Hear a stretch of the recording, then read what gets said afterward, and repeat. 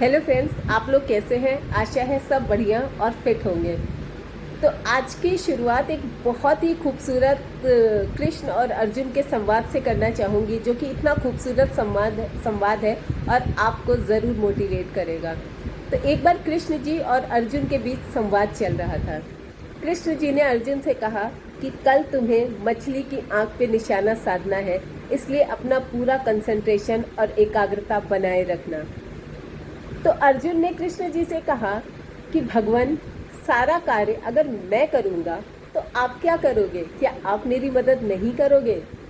तो कृष्ण जी ने बहुत ही खूबसूरत सा जवाब दिया कि जो काम मैं करूँगा ना, वो तुम नहीं कर सकते। तो अर्जुन ने पूछा, आप ऐसा क्या करोगे जो मैं नहीं कर सकता? मतलब उनको था कि मैं तो सब कर सकता हूँ, तो उन्होंने कहा आप ऐसा काम क्या करोगे जो मैं नहीं कर सकता? तो कृष्ण जी ने कहा, मैं पानी को स्थिर रखूँगा। तो कहने का मतलब है ना, हम जो है, मान लीजिए किसी बड़ी प्रॉब्लम से बाहर आते हैं तो हमें लगता है कि हमने किया, मैंने वो सूझबूझ दिखाई जिसकी वजह से हम इस प्रॉब्लम से बाहर आए। लेकिन उसके पीछे पीछे छोटी मोटी इतनी प्रॉब्लम्स होती हैं जिनका कंट्रोल सिर्फ सुप्रीम पावर के हाथ में होता है। तो कहने का कृष्ण जी का बहुत खूबसूरत सा मतलब था कि तुम सिर्फ फोकस रहो, बाकी चीज़ें मैं संभाल लूँगा। तो बहुत ही खूबसूरत संवाद है कृष्ण और अर्जुन के बीच का, ये गीता का संवाद है।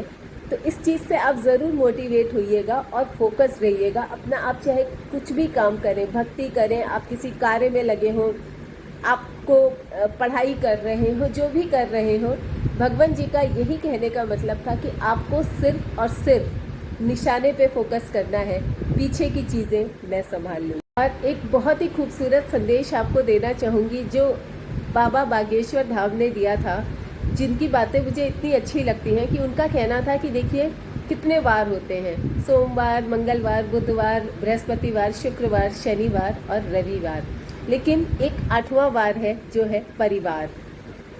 अगर परिवार आपके साथ में है ना, तो दुनिया आपका कितना भी विरोध करे, आपका कोई बाल भी बांका नहीं कर सकता। और अगर परिवार आपके साथ नहीं है तो दुनिया आपका विरोध करेगी और आप जानते हो आप क्या करोगे। तो परिवार को हमेशा साथ लेके चलिए। श्री रामचंद्र जी की जीत हुई, क्यों? क्योंकि उनका भाई उनके साथ में था। और रावण की हार हुई, क्यों? क्योंकि उनका भाई उनके विरोध में था। आपको पता है ना, रावण और विभीषण दो भाइयों में कभी नहीं बनी, क्योंकि विभीषण जी श्री राम जी के पक्ष में थे और रावण उनके अपोजिट था। तो जब परिवार में आपसी कलह होती है ना, तो दुनिया मजाक उड़ाती है। तो कोशिश करिए, पूरी कोशिश करिए कि अपने परिवार को साथ लेके चलिए। मतभेद हो दूर करने की उनको कोशिश करिए। जैसा कि मैं हमेशा कहती हूँ कि भगवान जो है ना, वो अपने भक्तों को हमेशा दर्शन देते हैं। जैसे मैं आपको कई बार बता चुकी हूँ कि भद्राचार्य जी को श्री राम, सीता मैया सब ने खुद दर्शन दिए हैं। उनका एक बहुत खूबसूरत सा उन्होंने चीज़ें बताई थी कि उनके साथ जो भी होता है ना, वो कहते हैं भगवान मेरा साथ देते हैं, क्योंकि वो देख नहीं सकते। तो उनका कहना था कि एक बार वो उन्नाव में ना कथा करने के लिए गए हुए थे, रामभद्राचार्य जी। तो वहाँ टेंट में रुके हुए थे, तो वॉशरूम जाने के लिए ना बाहर जाना पड़ता था। तो इनकी तो आंखें नहीं थी, तो ये निकल पड़े कि भगवान संभालेंगे। ये ना भगवान के ऊपर सारी चीज़ें छोड़ देते हैं और कह रहे थे, आप विश्वास नहीं मानोगे, मैं रास्ता भटक गया था, मुझे अनुभव होने लगा। क्योंकि जिनकी आंखें नहीं होती ना, उनकी सिक्स सेंस बहुत काम करती है। तो उन्हें अनुभव होने लगा कि मैं रास्ता भटक गया हूँ, मैं गलत राह पे आ गया हूँ, अब मैं क्या करूँ। उन्होंने दिल से भगवान जी को याद किया और आप विश्वास नहीं मानेंगे, उन्होंने कहा कि एक 3-4 वर्ष का बालक उनके पास आया, बहुत ही कोमल हाथ थे। वो कह रहे हैं वो स्पर्श ही इतना अनोखा था। उनका हाथ पकड़ा और उनको वॉशरूम के लिए लेके गया। और जब उसके बाद वापस उनका वेट करता रहा, उसके बाद वापस उनको छोड़ के घर गया। और वो कह रहे हैं, वो बालक को मैंने पकड़ना चाहा, लपकना चाहा कि मैं उसको गोदी में लेकर के प्यार कर लूं, लेकिन वहाँ कोई नहीं था।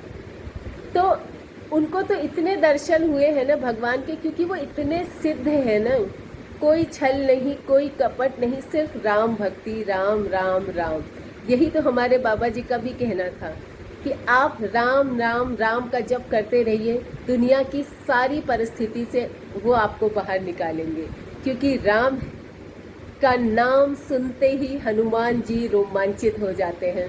उनमें मतलब जिसने भी राम राम पुकारा ना, उनमें कोई घमंड नहीं हनुमान जी में, वो सिर्फ भगवान के प्रेमी हैं। ऐसा प्रेम तो कहीं देखने को नहीं मिलता जो राम और हनुमान का है। निस्वार्थ प्रेम, ऐसा प्रेम जो एक मिसाल है कि इंसान को अगर किसी से अटैचमेंट हो ना तो ऐसी होनी चाहिए। भक्ति हो किसी से, किसी को आप अपना आदर्श मान रहे हो तो ऐसे आदर्श बनाइए। मर्यादा पुरुषोत्तम हनुमान जी के आदर्श थे, और आदर्श थे क्या, वो मतलब हैं और हमेशा रहेंगे।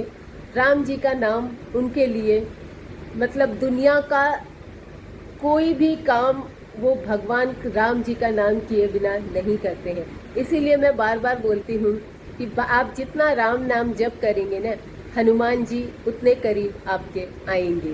तो राम नाम का जप करते रहिए जब टाइम मिले। कोई बाउंडेशन नहीं है कि मुझे 4 घंटा करना है, मुझे 5 घंटा करना है, नहीं, सिर्फ 5 मिनट उनका ध्यान करिए और हनुमान जी इतने प्रसन्न होंगे ना आपकी भक्ति से कि मैं बता नहीं सकती। और चीज़ें इतनी पॉजिटिव होना शुरू हो जाएंगी ना। और अगर आप कर सकते हो, आपके पास समय हो, तो ओम हम हनुमते नमः का जाप करिए 101 बार। ये इतना पावरफुल मंत्र है ना, मैंने खुद आभास किया है, इसलिए मैं आपके साथ शेयर कर रही हूँ। मैं कोई भी चीज़ें ऐसी शेयर नहीं करती जो मैं खुद आभास ना करूँ। और ये जो मैं आपको महापुरुषों की कहानियाँ सुनाती हूँ ना, सिर्फ आपको मोटिवेट करने के लिए कि ज़िंदगी में कोई भी परिस्थिति हो, कोई भी सिचुएशन हो, निराश नहीं होना है। भगवान की भक्ति निरंतर बना के रखनी है, उन पे आस्था बना के रखनी है। और बाबा तो इतने कमाल करते हैं ना, हमारे नीम करौली बाबा जी इतने कमाल करते हैं, इतने चमत्कार करते हैं ना, कि मैं अपनी लाइफ में देखती हूँ कि मेरे साथ छोटी छोटी हमको पता भी नहीं चलता है कि वो कैसे चमत्कार हो जाते हैं। आप मन में सोचो काश ऐसे हो जाता, काश ऐसे हो। मैं ये नहीं कह रही कि बहुत बड़ी बड़ी चीज़ें आप सोचिए, घर में जो छोटी मोटी चीज़ें भी आप सोचेंगी ना, बाबा आपके हिसाब से काम करेंगे। बस शर्त ये है, उनको याद करते रहिए, प्रभु श्री राम का नाम लेते रहिए। तो आज की ये कहानी जो है ना, बहुत ही खूबसूरत कहानी है, मैं आपको जल्दी से सुनाती हूँ। और ये भक्त और गुरु किस बीच की कहानी है कि जो है गुरु अपने भक्त के लिए, चाहे वो उसके दर्शन करे ना करे, सिर्फ दिल से याद करेगा ना, तो वो दौड़े चले आएंगे, वो खींचे चले आएंगे। और हनुमान जी तो कहते हैं ना, कलयुग के देवता है, हमेशा विराजमान है, हमेशा आपकी मदद के लिए तैयार है। बस आप उनको याद तो करिए। कहते हैं ना, हनुमान जी को अपनी शक्ति याद नहीं रहती थी, उनको कोई याद दिलाता था तो उनको याद आती थी। तो इसलिए हनुमान जी को याद करते रहिए, उनकी शक्ति याद दिलाते रहिए कि आप क्या कर सकते हो भगवान। तो आज की कहानी जो है, एक बस का ड्राइवर था, वो हमेशा कैची धाम लोगों को लेकर के जाता था, आता था, लेकिन वो वहाँ जा नहीं पाता था, भगवान के दर्शन, नीम करौली बाबा जी के दर्शन कर नहीं पाता था, क्योंकि उसको बस भी देखनी रहती थी। और जो वहाँ का जो बस का मालिक थे, उन्होंने बोल रखा था कि बस को छोड़ के कहीं नहीं जाना है। तो वो बेचारा भक्तों को छोड़ता था, लेकिन वो खुद इतना बड़ा भक्त था, लेकिन कभी अंदर नहीं जा पाया। उसको पता था बाबा जी प्रवचन कर रहे हैं, बाबा जी भक्तों को संदेश दे रहे हैं, लेकिन वो चाहते हुए भी अंदर नहीं जा पाता था। तो एक दिन फिर वो वापस कैची धाम से अपने बरेली वापस जाने के लिए बस लेके निकला, और मन में यही सोच रहा था, ओह आज तो मेरे को बाबा जी के दर्शन नहीं हो पाए, काश ऐसा भगवान करें कि भक्तों की बात सुन लें, वो चाहे ना भी दर्शन कर पाए लेकिन मेरे मन की बात सुन लें। और आप बिलीव नहीं करोगे, वो थोड़ी दूर पे गया था और बाबा बिल्कुल चौराहे पे खड़े हुए थे। मतलब ऐसा लग रहा था कि वो उस आदमी का, वो उस ड्राइवर का वेट कर रहे हैं। तो ऐसे हैं हमारे नीम करौली बाबा जी।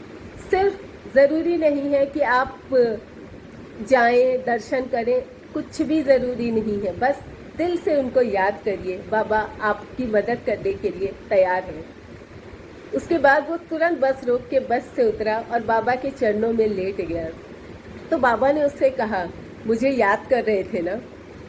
अब वो मतलब कहते हैं ना कि भक्ति से सरोबार हो गया, गदगद हो गया कि बाबा ने मेरे मन की बात, मुझ जैसे बस ड्राइवर के मन की बात सुन ली। क्योंकि बाबा छोटा बड़ा नहीं देखते, बाबा सिर्फ भक्ति देखते हैं। भगवान हमारे सिर्फ भक्ति देखते हैं। भक्ति विश्वास बना के रखिए। ज़रूरी नहीं है आप 15-15 घंटे 20-20 घंटे पूजा करेंगे, नहीं, आप कोई भी काम शुरू करिए, बस मन में उनका ध्यान करते रहिए। और जो मंत्र है, बहुत पावरफुल मंत्र है हमारे शास्त्रों में, थोड़ा बहुत उनका जाप कर लीजिए, शक्ति इतनी मिलेगी ना, पूरे पॉजिटिव हो जाएंगे आप। होप मैंने आपको कुछ तो पॉजिटिव किया हो। अगर किया हो तो एक प्यारा सा कमेंट ज़रूर डाल दीजिएगा। फिर कल मिलती हूँ एक नई कहानी और चमत्कार के साथ।